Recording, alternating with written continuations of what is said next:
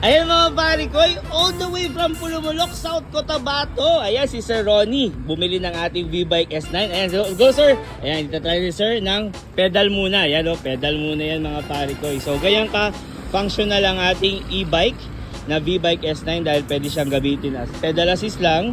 And then pwede rin siyang gamitin na naka-off din siya as pedal alone lang talaga. And pwede rin ng electronics. Ayan. So, malakas ang pedal assist. Pagkuhan ko sa Manubila mo.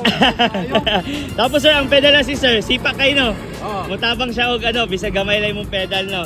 So ngayon naman sir, throttle lang tayo, wag ka magpe-pedal. Sige po sir, go. Kaya tayo. Ayun oh, ayun oh. Ayun. So throttle alone lang ito mga pare ko, ayan.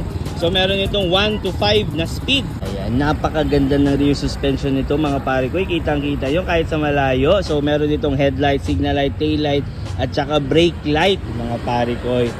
Naka-hydraulic brakes na rin ito. Ayun oh. Try mo yung horn sir, horn. Andiyan sa may bandang baba. Ayan po, ayan. Yan. Baba pa po.